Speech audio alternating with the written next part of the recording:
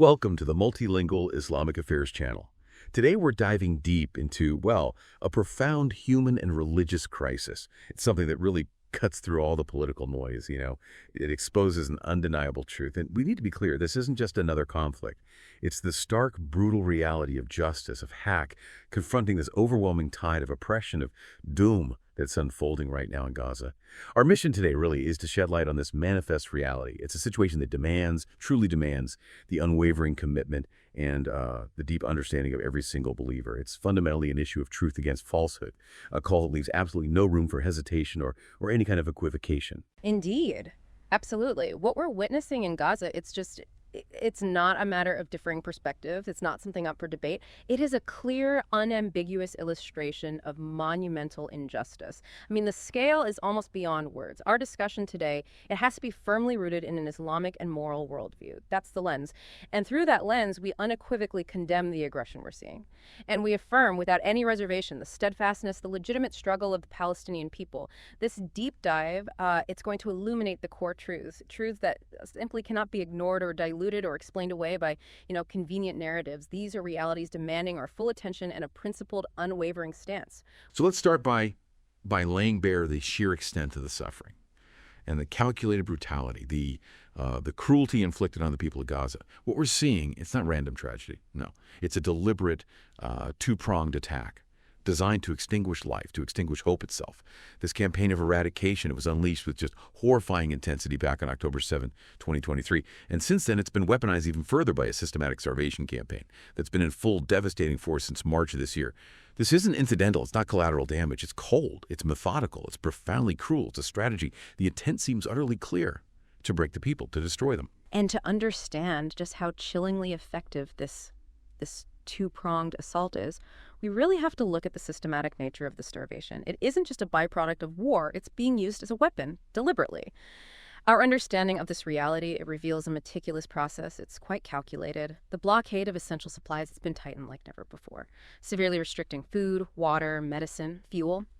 The basics of life, agricultural lands, the very source of their sustenance, systematically destroyed.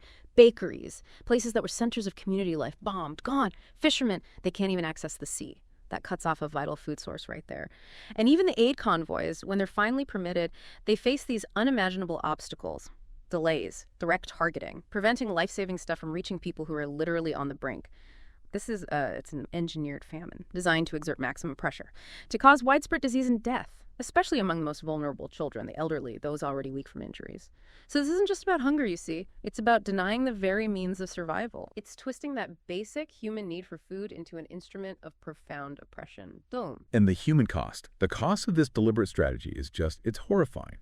The statistics we face, they aren't abstract figures on a page. No, they're the grim reality of countless lives, brutally cut short or just irrevocably shattered. We're talking about approximately 60,000 shaheed.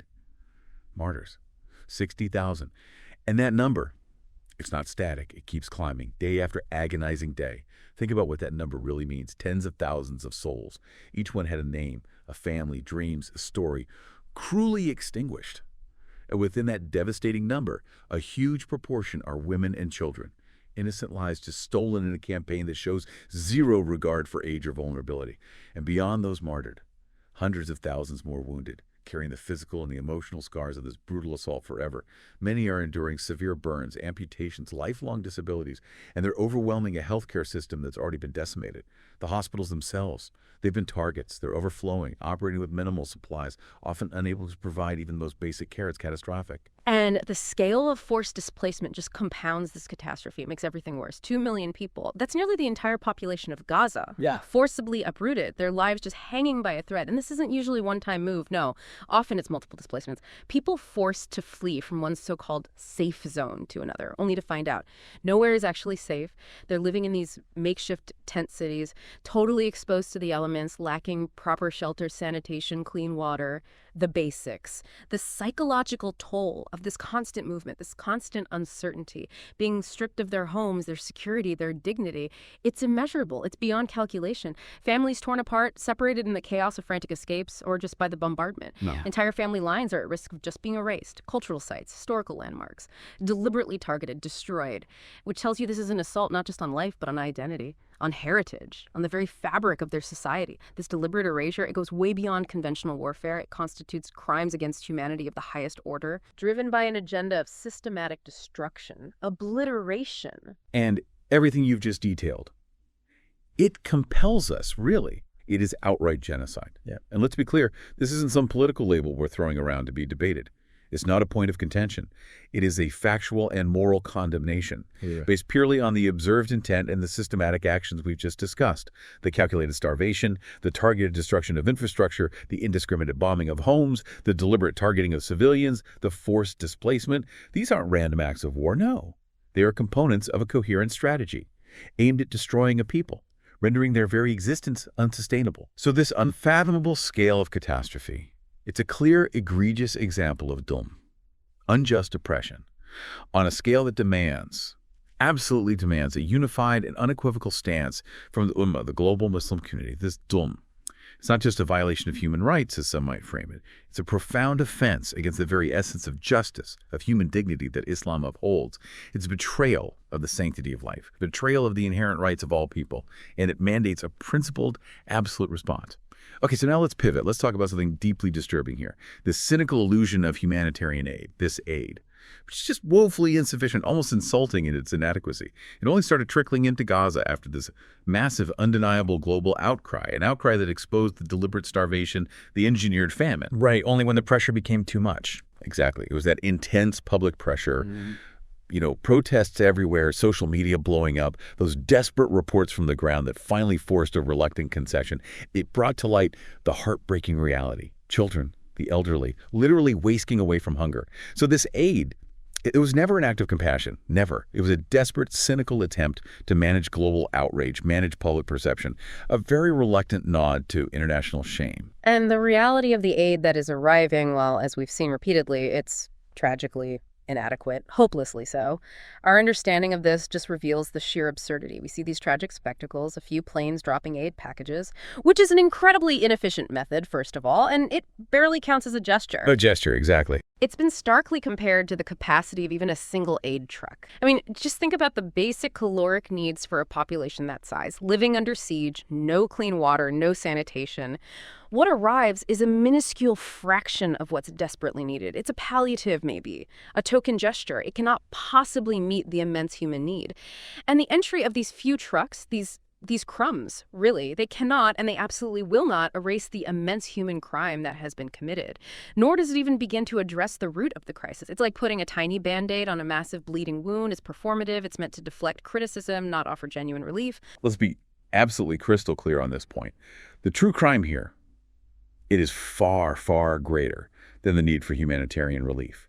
As critical as that relief is for immediate survival, of course, while every single morsel of food, every drop of water is a blessing for those suffering, it doesn't diminish the profound, ongoing genocide that the world has been witnessing for months now. This systematic extermination campaign.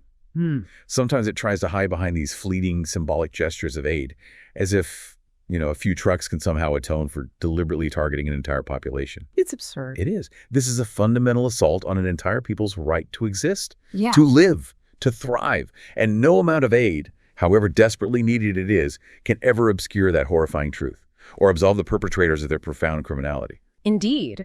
And the critique of this aid narrative, it really needs to be deepened because it reveals such a cynical, calculating attempt to just mitigate public outrage, not to address the fundamental injustice. This is strategic deception, blatant deception.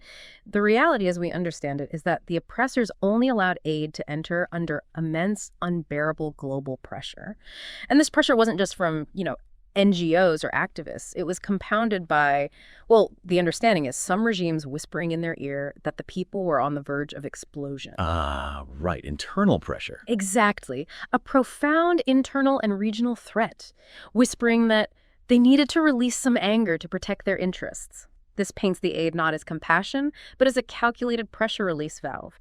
A cynical maneuver designed to stop a broader uprising that could threaten their regional interests, maybe the stability of their allies. These aren't acts of charity. They're acts of political expedience, designed to just cool down public anger enough so they can continue their atrocities. And this highlights such a crucial existential point.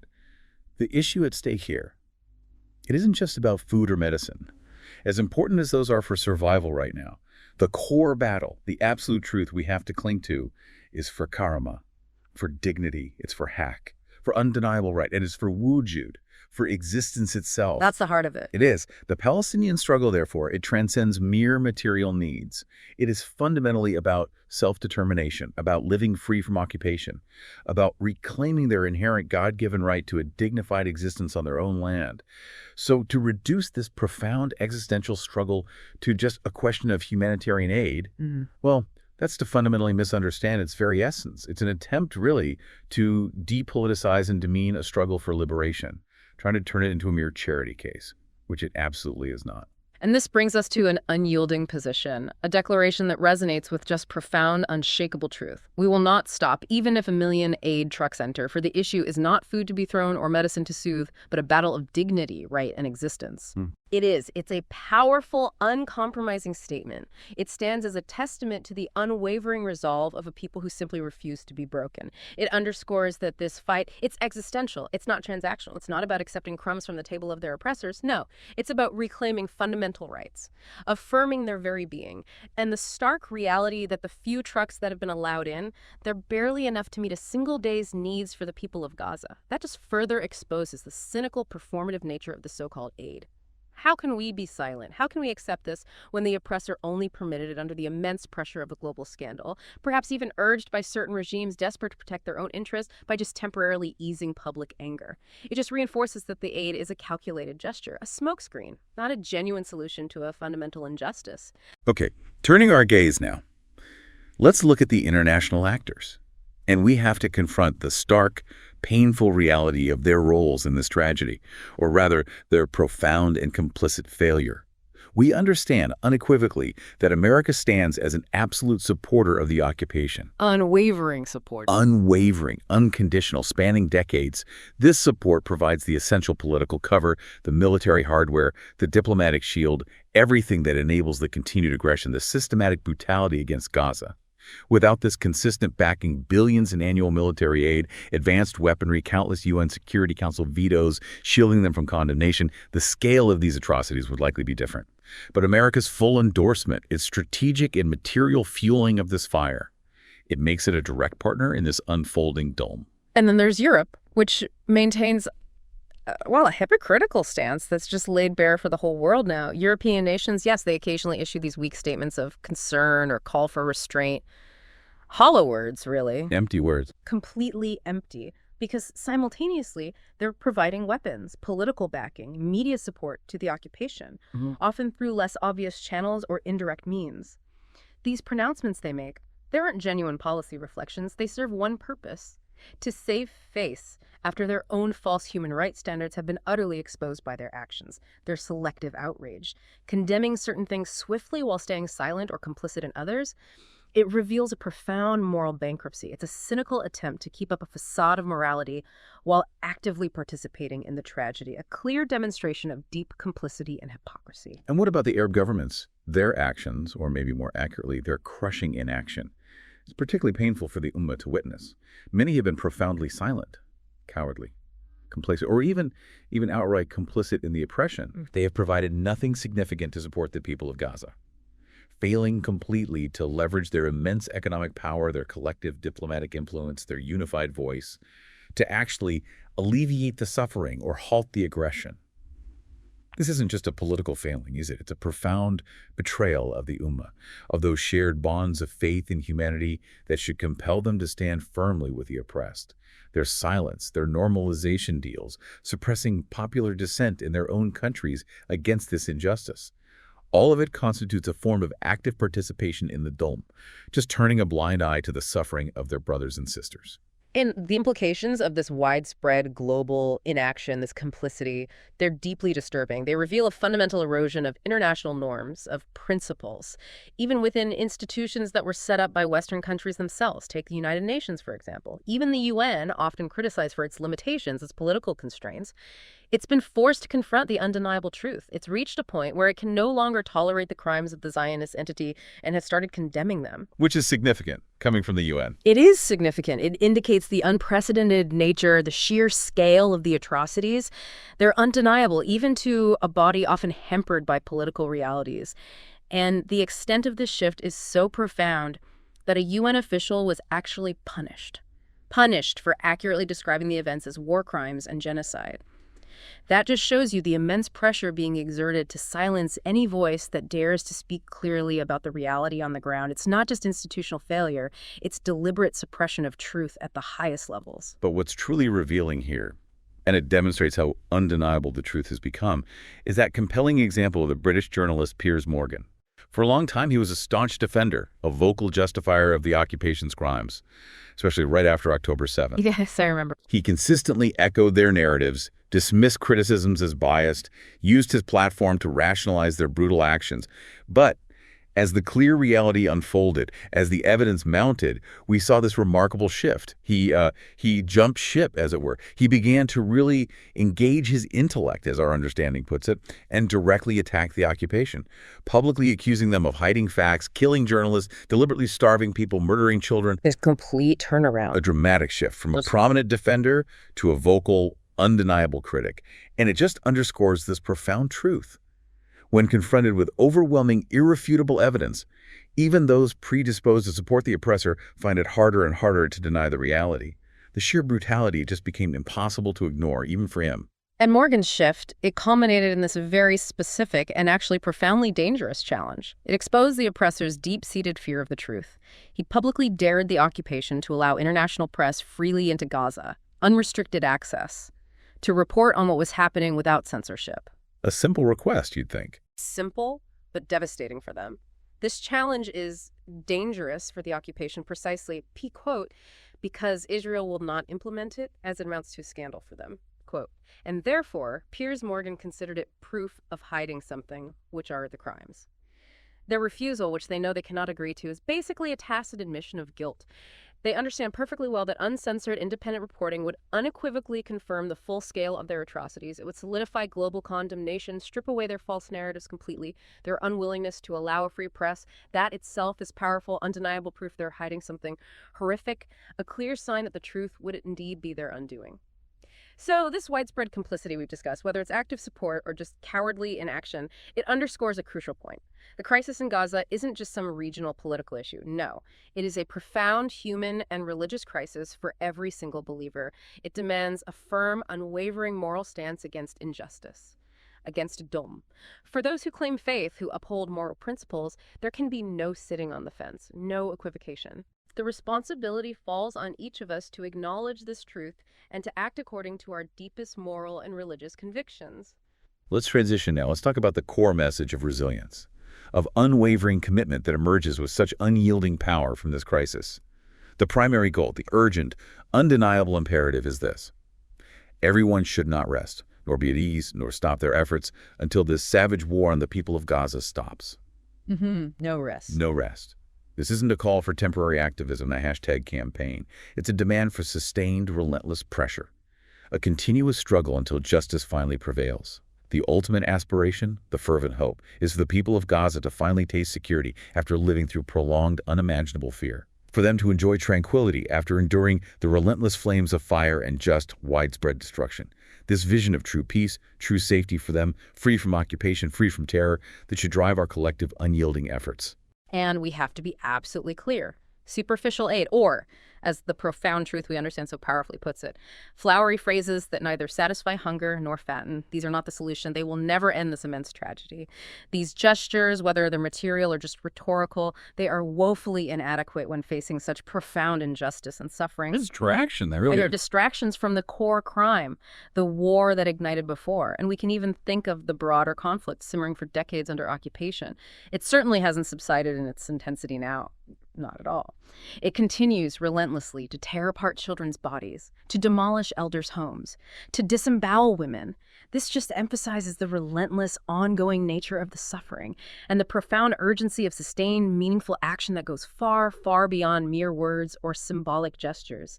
This is an unending nightmare for those living through it right now, and we cannot rest until it truly ends. Which brings us to a principled stance, one that cannot be compromised. A firm declaration that resonates with the unyielding spirit of justice itself.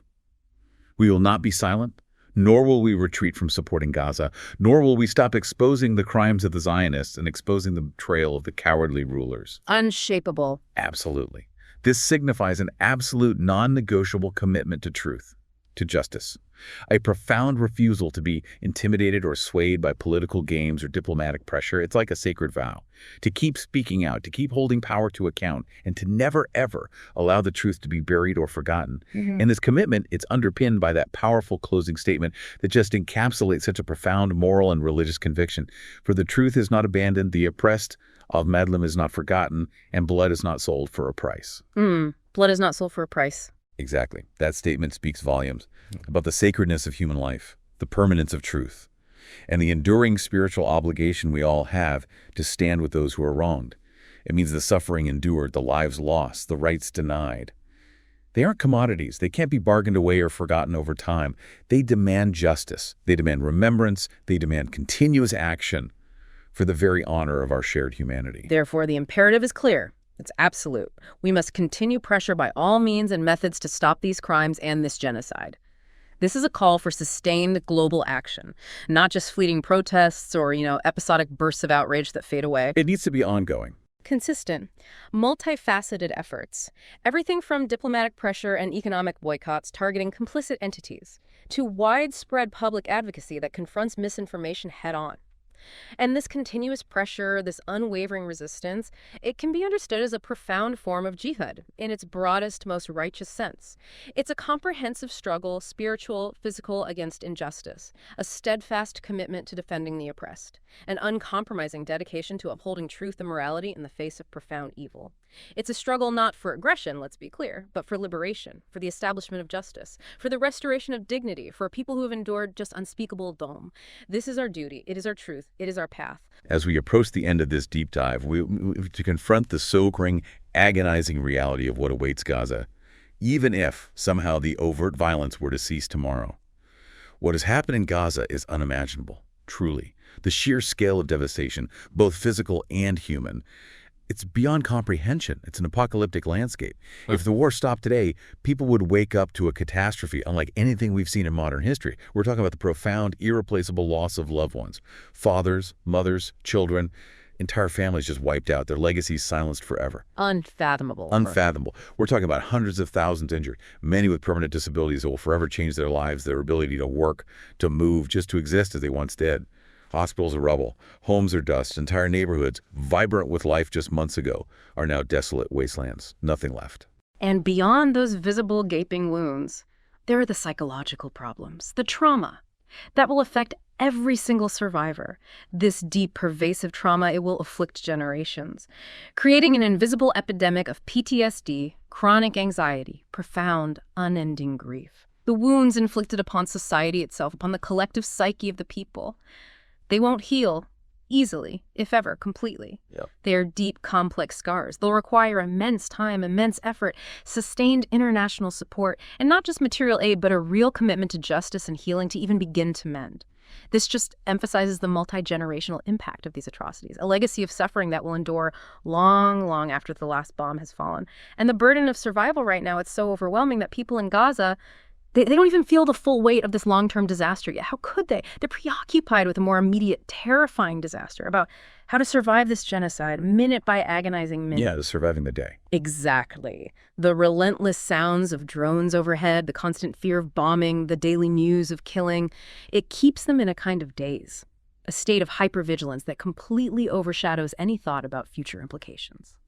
Reflecting on that, the societal fragmentation that will inevitably arise from such widespread trauma, disability, psychological distress, it's going to impact the social fabric for years, decades perhaps. We're going to see generations of orphan children needing care, a huge population living with severe disabilities requiring comprehensive lifelong support, a widespread mental health crisis that will strain every single aspect of social life. The challenges go so far beyond just physical reconstruction. They encompass rebuilding trust, supporting mental health infrastructure that barely even exists now, integrating those living with new disabilities into a society that's been profoundly, irrevocably altered. This is a burden. I mean, few societies have ever had to carry anything like this on such a scale. And this enduring suffering, it connects directly back to the concept of dhulm. It's the result of it. Persistent oppression, like we've witnessed in Gaza, it leaves these deep, pervasive scars. They're not just physical or psychological, they are spiritual as well. To address these wounds, yes, there must be profound healing. But critically, there must also be justice, accountability for the crimes committed. Absolutely. Justice is key. Without a fundamental shift away from the conditions of occupation, oppression, true healing, true societal reconstruction cannot fully occur. It's impossible. The weight of this dhulm is immense. Its effects are far-reaching. And furthermore, the ramifications of this dhulm, they extend beyond Gaza itself. They impact the collective conscience, the spiritual well-being of the entire ummah. Every believer who witnesses this injustice, you carry a share of its burden. And our response, or a lack of response, it shapes our own spiritual integrity. This crisis, therefore, it is a profound test of our collective humanity, our shared faith, and our unwavering commitment to justice wherever dhulm manifests itself. So, as we conclude this deep dive today, we really urge you, our listener, to carry forward the weight of this undeniable truth. What we've unveiled today, it isn't just information to be consumed and forgotten. No, it's a stark, profound reminder of our collective responsibility as believers, as human beings. The suffering in Gaza is a cry for justice that echoes across the entire world, and it demands not just our attention, but our unwavering, committed action, until true peace, true dignity, and true freedom are finally attained for them. And in this solemn moment, we lift our hearts in prayer. We ask Allah to alleviate their suffering and to avenge those who killed them and all who betrayed and conspired against them. O Allah, grant victory to those who support them and abandon those who abandon them, and grant them peace, tranquility, and security. Consider this as you move forward from our discussion today. The cessation of overt violence in Gaza, whenever it may come, will only mark the beginning of a different profound struggle, a struggle for healing and for justice. So what specific sustained action will you commit to, knowing that the battle for dignity, for existence, for karama and wujud is truly far from over?